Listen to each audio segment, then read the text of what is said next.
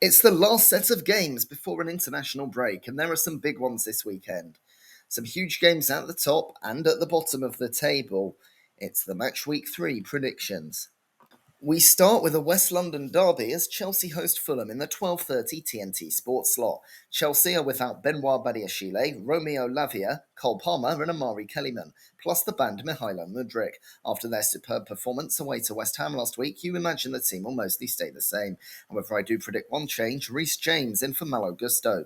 James is the first choice right back, but was benched in Stratford due to the quick turnaround between the games and the fact that Gusto is more attacking. Normally, Mark Cucurella on the other side is the attacking fullback, but with Jared Bowen by far West Ham's most potent threat, the Spaniard was meant to stay back and Gusto went forward instead. Expect Enzo Maresca to revert to type on Saturday, with Fulham more strong on the left where Ryan Sessegnon and Alex Iwobi operate. As a non-European team, Fulham had a Tuesday game in the Carabao Cup second round. In the southern section, they hosted Championship Bristol City, and a heavily rotated team won 2-0 with an own goal from George Tanner and a normal goal from Raul Jimenez. Timothy Castagna, Issa Diop, and Harry Wilson all have a late fitness test, but nobody is definitely out. He may well put out the same 11 that drew with Man U in their last league game, although perhaps Emil Smith-Rowe will find a way in after scoring in that game, perhaps for Josh King. And whether Rodrigo Muniz continues to start or Raul Jimenez replaces him after his midweek goal is another question. I'll be on the side as the same team as Sunday, though. Chelsea looked great on Friday against a very mediocre West Ham, but this is a tougher game. Fulham did blunt United's edge, but still aren't the most impressive going forward, and therefore I think it will be a tricky game. However, if Chelsea get one goal, I think they'll push on, so I'll give them a 2-0 win for their impressive attacking play on Friday. The 3 p.m. games start as Man United host Burnley. United played in the Carabao Cup on Wednesday, visiting League Two Grimsby Town in the northern section. A heavily rotated side went 2-0 behind thanks to Charles Vernam and Tyler Warren, but came back with goals from Brian Mbeumo and Harry Maguire. The penalties went to sudden death with one miss each, but goals continued to go in, until the 13th round when Darragh Burns scored and Mbeumo hit the bar. They remain without Lisandro Martinez and Nocer Mazraoui, and given how bad the B team was on Wednesday, I predict them to stick with the one from Sunday. That means Altay Bayindir over Andre Onana, Amad Diallo over Diogo Dalot, and Mason Mount over Benjamin Šeško. Burnley also played in the north against Championship Derby at home. The Clarets also used heavy rotation, and their lead through Aaron Ramsey was cancelled out by Bobby Clark until an injury winner by Oliver Sonner sent them through. They're without Jordan Bayer, Connor Roberts, Zeki Amdouni, and Manuel Benson. Considering their great win over Sunderland, none of the starting 11 from that played on Tuesday, implying that he will reuse that team. The only question is whether Sonner comes in as a more defensive choice than Jakob Brun Larsen, which is what Scott Parker went with against Spurs. United being knocked out of the cup by Grimsby dominated the midweek football chat, but their first 11 will be back in action on Saturday, so that shouldn't affect matters here. I don't think they're great, but there was enough in their first two games, including an impressive performance against Arsenal where they were unlucky to lose, to suggest they can beat Burnley. The Clarets will be riding high after their first win of the season, but it will be more similar to their loss at Spurs today. I think they will lose 2-0. Sunderland host Brentford in another 3 p.m. kickoff. The Black Cats hosted League One Huddersfield in the Cup on Tuesday. Leo Castledine put the visitors in front, but Mark Guyu sent it to penalties. A unique situation where both scorers were from the same club, despite that team not being involved. Both Castledine and Guyu were Chelsea loanees. It went to penalties with all five scoring to send it to sudden death. David Kasumu scored for Huddersfield, but Milan Alexic couldn't convert in what was a pretty embarrassing exit.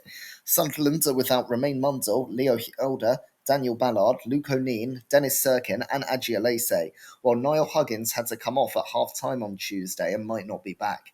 They rotated heavily, so their team will look more like the one that lost to Burnley on Saturday.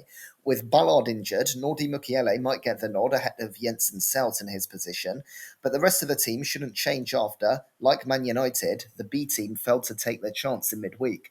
Brentford also played on Tuesday, visiting Bournemouth in the southern section, and a rotated team won 2-0 with goals from Fabio Carvalho and Igor Thiago. The Bees are without Vitaly Janelt and Gustavo Nunge, with Paris Magoma and Yunus Emre Konak will probably also find this too early.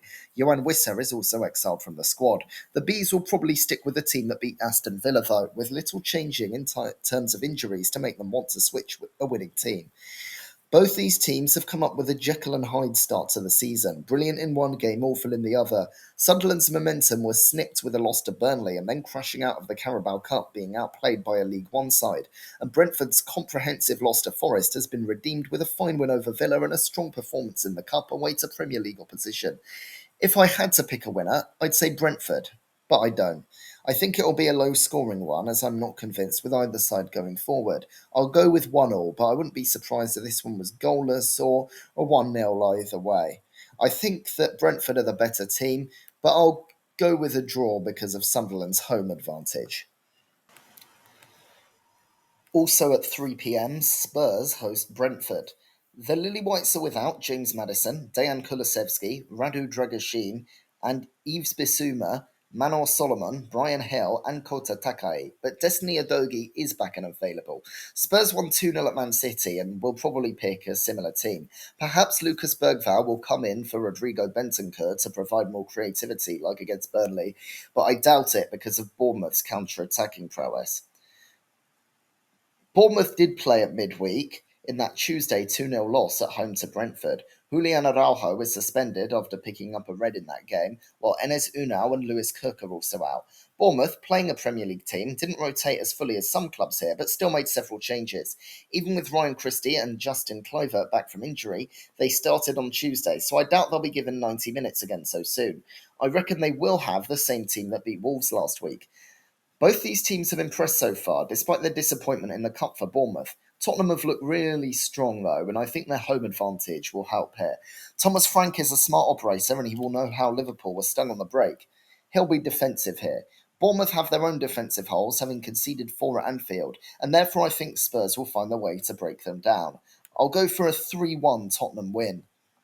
Wolves also host Everton in the traditional slot. On Tuesday, they hosted West Ham in the southern section. Rodrigo Gomes put them ahead, but Thomas Soucek and Lucas Paquetá gave the visitors the lead. However, a late double from Jurgen Strand-Larsen gave Wolves a 3-2 win. Wolves put out a strong team there with only minor rotation. Kiana Hova missed that one after coming off in the first half at Bournemouth, while Strand-Larsen also is carrying a knock. Totti Gomes served his suspension and is available. Compared to the Bournemouth game, Jackson Chachua will replace Hova, while Andre will probably come back in from Jean Rickner Bellegarde. Marshall Monetzi is expected to keep his place ahead of Fer Lopez, while Huang Hee Chan will be ahead of Sasha Kalajdzic if Strand Larsen can't start, in my opinion. Everton played on Wednesday in the northern half against League One Mansfield. A partially rotated team won 2-0 with goals from Carlos Alcaraz and Beto. Jarrad Branthwaite and Nathan Patterson are out, while Adam Asnu will probably find this one too early as well. With Vitaly Mihalenko back, James Garner can return to midfield, ousting Tim Irobanam if this does happen. Beto's goal also puts him in contention, but I think David Moyes will stick with Tieno Barry up front. Wolves have looked very poor in the opening 2 games, while Everton's 2-0 win at home to Brighton breathed new life into them. They still look vulnerable, but Wolves are yet to score in the league, and Jack Grealish's star power is allowed to shine as he is back somewhere he is the main man. I think Everton will grind out a tricky 1-0 away win. On to the half-5 spot on Sky Sports as Leeds host Newcastle. Leeds played in the northern section, visiting Championship Sheffield Wednesday on Tuesday. An own goal by Carl Darlow was cancelled out by Jayden Bogle to force penalties. However, all 3 of Wednesday's penalties went in, and all 3 of Leeds were missed, with Sean Longstaff's saved effort ending the shootout. Ayo Tanaka and Ethan Ampadu are out, while Noah Okafor has a knock. The rotated Leeds team failed in the Cup, so the A team should mostly be retained despite losing 5-0 to Arsenal. Longstaff will probably replace Tanaka from that game, while Yakabiel is ready but might not come in yet. However, the fact Joel Pirro started on Tuesday means Lucas Nemecha may be ready to start Premier League games. As for Newcastle, Joel Linton is out and Anthony Gordon is suspended. Sandro Tonali might not be ready, but Fabian Schär is fine following concussion protocols. Alexander Isak remains exiled from the squad. Jacob Ramsey or Lewis Miley could replace Tonali if he's not fit, while William Osula should come in for Gordon. But one of the wingers could move centrally, and this will lead to a start for Jacob Murphy. To me, it's got to be Osula, as Newcastle look bad going forward without a recognised striker. Leeds beat Everton, but were brought back down to earth by Arsenal, and I think they will find things tough against Newcastle. Yes, the Magpies have struggled up top, but they dominated both games, even after a red card against Liverpool. I don't think it will be anything special, but they'll find the goal and win 1-0. On to Sunday, and the 2 p.m. game on Sky Sports sees Brighton host Man City. The heavily rotated Seagulls visited Championship Oxford on Wednesday, winning 6-0 with Oliver Bossagli and Brian Gruder scoring in the first half, and one from Diego Gomez, two from Stefanos Simas, and one more from Tom Watson for Brighton. Adam Webster, Solly March, and Julio Enciso are out, while Jorginho Rutter missed Wednesday's game but might be ready for this one. If he is, he'll replace Danny Welbeck compared to Sunday's loss to Everton. Apart from that, I think little will change despite their strong performance in midweek. City are without Mateo Kovacic, Joško Gvardiol, Savinho, Marcus Bettinelli, and Calvin Phillips, but Ryan Ait Nuri is available. Bernardo Silva will probably return for Ryan Cherky, while width will be key here, so Jeremy Doku could replace Omar Marmoush. There is a chance he moves away from the inverted wingers, in which case Mateus Nunes will replace Rico Lewis, but who knows with Pep Guardiola. I've gone for two changes. Man City were pretty bad last week, but Brighton have struggled to take chances. They did run up the score at Oxford, but that was a different team to the one that will play the Citizens, and anyway, it's a different calibre of opposition. Only one goal, a penalty, has been scored, and that will be a relief for City, who otherwise have looked shaky. I think they'll get a 2-0 win. Forest versus West Ham was moved in case Forest had to play in the Conference League, and that one is also on Sunday at 2 p.m. on Sky Sports. Forest are only without long-term absentee Nicolas Dominguez. Forest had the same starting 11 in the first two games, where they were pretty good, so their new signings will probably have to wait. If the rumours about Ibrahima Songare leaving are correct, then maybe Douglas Luiz will get a first start. West Ham did play in their 3-2 loss away to Wolves in the Cup on Tuesday. West Ham are without Crescencio Somerville and Luis Guilherme. Well, it remains to be seen whether George Earthy is ready. The Irons put out a strong team on Tuesday, where Lucas Paquetá played up front, and he may start instead of Niklas Füllkrug, giving space to new signing Mateus Fernandes in the midfield. Konstantinos Mavropanos was used on Tuesday and may get his chance over Naya Faged. West Ham's fixture list doesn't get any easier, and Nottingham Forest have shown the creativity to open up this midfield. I know I've tried to argue that their problems maybe aren't quite as bad as everyone else thinks, but I still think they'll lose against a better team away. Forest have looked really good on the ball, and they could have some fun here with a 3-1 win that forces the West Ham board to make a decision on Graham Potter during the international break. In the half-4 kick-off on Sky Sports, Liverpool host Arsenal. The Reds are without Jeremy Frimpong, but Alexis McAllister is fine. Connor Bradley should be able to start and replace Dominic Szoboszlai at right-back. If he can, then the Hungarian should come in for Curtis Jones. Otherwise, McAllister may play and Szoboszlai will stay in defence. Arsenal are without Gabriel Jesus, Kai Havertz and Bukayo Saka, while Christian Nørgaard, Ben White and Martin Odegaard are doubts. With no Saka, Gabriel Martinelli or Eberechi Eze will be used on the left, with Noni Madueke moving to the right. Eze is also an option in midfield should Odegaard not be ready. So this is the big one, and both these teams looked unsure, but ultimately came away with 6 points from their opening two games. This is a big test for Victor Gyökeres, who struggled against Man U but banked 2 against Leeds. We know how vulnerable Liverpool are, but Arsenal haven't got counter-attacks right so far, being much better against Leeds where they could control the game.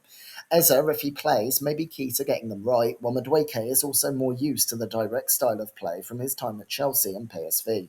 Liverpool have their own attacking options, but they may find things tough against Arsenal, who haven't conceded all season. However, Hugo Ekitike has proven himself to be clinical when he does get the ball. Honestly, I think Arsenal have a good chance here, but it is at Anfield and Arsenal have struggled on the break, so I'll go for a 1-1 draw. Finally, Aston Villa host Crystal Palace at 7 p.m, a game originally on Friday night but moved because of Palace in the Conference League. Villa are without Andres Garcia and Boubacar Kamara, and Ross Barkley are doubts. However, Ezri Konsa is back from suspension. Konsa should come back in then, with Tyrone Mings probably preferred to Pau Torres due to the physicality of Palace's forwards. With Kamara possibly out and Amadou Onana may be gone if a leak is correct, Lamar Bogard and Yuri Tielemans may play in the middle. Tielemans dropping back will move Morgan Rogers back in the centre, given Donyell Marlon a start, probably ahead of Evan Gesand and Emiliano Buendia. There is a small chance he uses a back 3-2, which would allow both Torres and Mings to start. Palace played away to Norwegian side Fredrikstad, and a strong team drew 0-0, leading to a 1-0 win on aggregate. Chadi Riyad, Cheikh Doucouré, Eddie Nketiah, Matthias França, Odson Edouard and Caleb Quora are all out, while Will Hughes is a doubt. If Hughes isn't fit, Heverson Lerma will play in his stead, while Daichi Kamada played on Thursday, so compared to their last league game, should be ahead of Justin Devaney. But the Northern Irishman could play ahead of either Kamada or Lerma. This is a tough match, with Palace having a middling start and Aston Villa not looking good so far. They have looked stale going forward, but Palace have also had limited joy without